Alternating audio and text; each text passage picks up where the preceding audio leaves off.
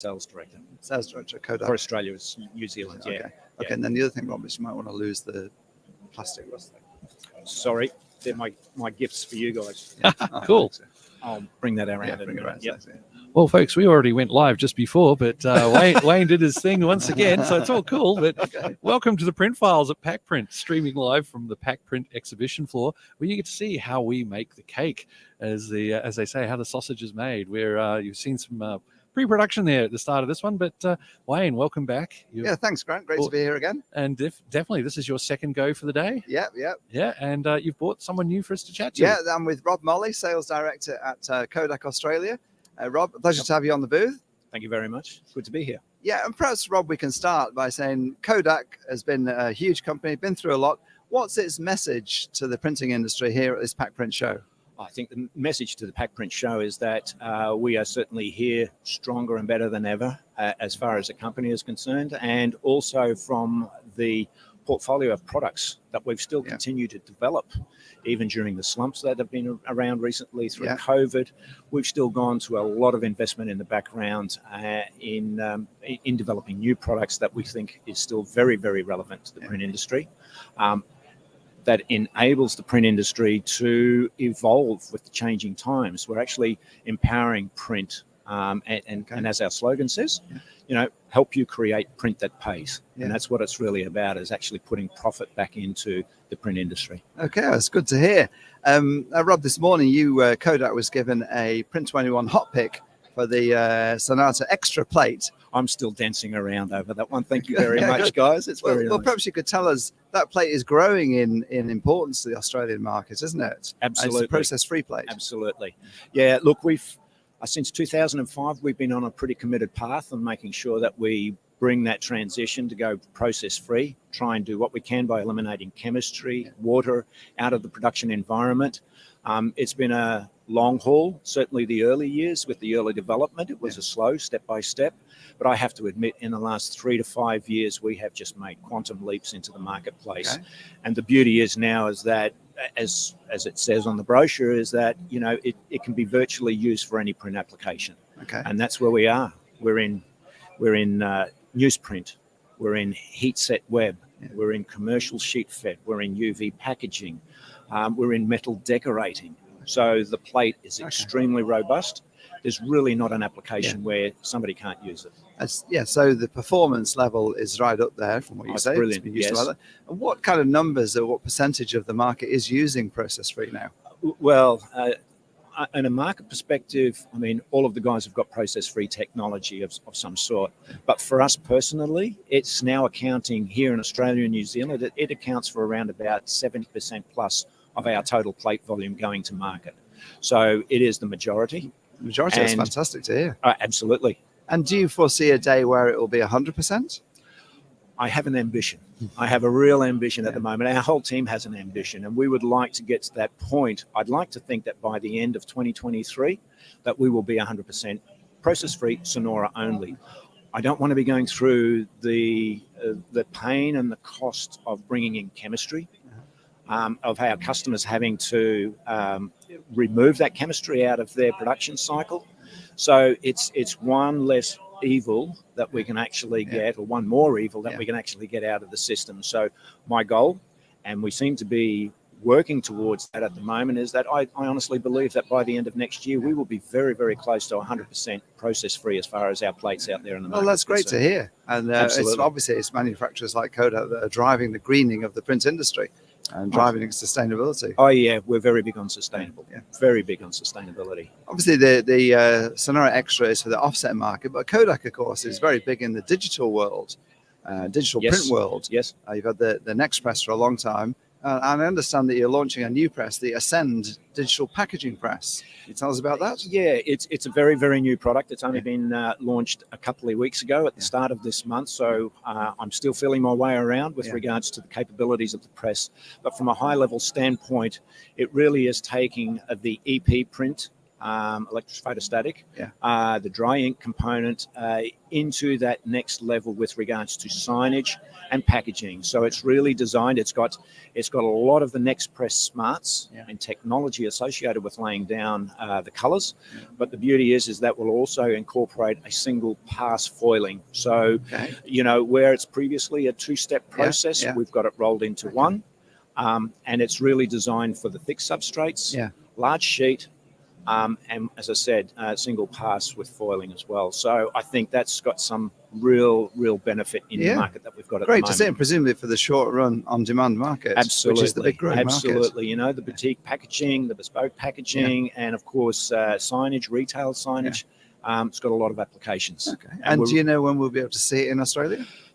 That's the $1 million question at the moment. It has just been launched in the US. We had a very big open house in Dayton a couple of weeks ago, along with the Ascend and other presses. Look, we're still working our way through it. I would like to think that press would become available once they've established certainly the US market initially. They'll open it up to other regions, but we're already starting to gear up for it now. Okay, fantastic. Well, it's so great to see a company like Kodak spending, as you said in your introduction, huge amounts of money on R&D, on technological development for the print industry. Part of that, of course, is the Prosper press that you guys have had for a long time. Yes. And Print 21 reported a couple of weeks ago, there's a new version of Prosper, 7000 Turbo. Yes. Which presumably, if it does what it says on the box, it does what it says on the high box. Speed. Absolutely. So, we're talking about up to 410 meters per minute. So, if you consider that the Prosper 6000 was a 300 meter per minute press, we're now up to 410, still printing at similar resolutions. So it's actually around about 35% faster than anything else out there in the inkjet market space at the moment. So I would like to think that down the track, that is the perfect press. If you look at newsprint, if you look at catalog work that is starting to condense in run length. And you hear the stories from the printers about, 1,000 copies of newspapers, and there's 600 waste before they, make ready and waste before they get to that 1,000. The beauty is it's digital. It's a changeover of one. So at speed, short run, converted across to digital, I think there's definitely going to be a good spot for that in the marketplace. So you think that time will come where the Australian market, which is a relatively small market in global terms compared with Germany, America, Japan, will embrace that kind of high-speed inkjet technology? I'd like to think so. I still like to think that there are some opportunities here for, some of the larger players, definitely, to have a look at it. It's a hungry beast. We're talking about, 50, 100 million impression per month cycles. So you're talking about very robust, high productivity. But once again, it's the capability of banking up all that short run work and then just turning it through with a changeover, as I said, of one. So all of that waste goes away. And I think when you look at the cost of paper at the moment, how it's skyrocketed. Every bit of startup waste, and even at the end of the print run as they wind down, if they have to change reels, all that sort of stuff, it adds up. And I think there's going to be a pretty good business case for it down the track. There's certainly some compelling logic in there now. I mean, no one can argue with that. I hope so. Yeah. I've got a vision, as the company does. Good. Listen, you're nowhere without a vision. We know that. No. So Kodak, of course, you've got the plates, you've got the digital presses, and workflow is the kind of third pillar in your business, isn't it? Yeah, we've always referred to the workflow as being the glue that binds everything together. I would even take it a step further and say it's virtually the nervous system. It's the central nervous system of what we have. And now that we have expanded, we're talking about, Prinigy in the cloud. So we have cloud-based solutions. It's on demand. So our customers have the option. They can have Prinigy on-premise if they want. They can reside it in the cloud. They can actually have Kodak as a managed service provider for the Prinigy system in the cloud under the security of the Azure platform. That allows them to take access of things like analytics, data analytics, having the secure backup, a fail-safe switch for that. It's always got the latest version, so therefore they're not having to worry about managing their IT process. we can do that Yeah. for them. And now that we've also hooked up with the Microsoft suite of tools, business tools as well, so it's basically an end-to-end system. So Yeah. everything from collaboration at the front with Insight and coming into Prinergy, into the production environment, obviously then output, we have packaging, but then rolling that in and bundling in with an MIS system as well. So it's a complete end-to-end solution. So we're, that's gaining an awful lot of interest at the moment. Yeah, well, and then we know the Kodak Prinergy is one of the most popular workflows in Australia and New Zealand. It is. We've had market presence for many, many Yeah. years. We're up to Prinergy 9 now, which is the latest version. We're upgrading Evo up to 9 as well. So there's always enhancements, and with workflow and software, there's always room for improvement. Everybody knows that, and then we continue to do that. Yes. Okay, well, listen, Rob, it's been really fascinating talking with you. Obviously, Kodak is a huge company, and as you said right at the start of this interview, they've been spending a lot of money on R&D. It's so great for the printing industry to see that, and in the plates, in the digital presses, in the workflow, we're seeing the evidence of that coming back. So great to have the company at the Thank show. you very much. And as I said, I did bring a couple of gifts along. These listen, are I like oldies, gifts. but these are oldie but goodies. We did do them as the Sonora promos probably about 5 years ago, and I think it's still very appropriate. Less water for printing means more water for beer. So that's Well, listen, what we can't want argue with here. that. Oh, So definitely. anyway, Fantastic. cheers, and thank you for the award this morning. Greatly All right. appreciate it. All right, great Cool. stuff, Rob. Thanks so much for coming onto the show. Excellent. Thank you. Thanks, Rob.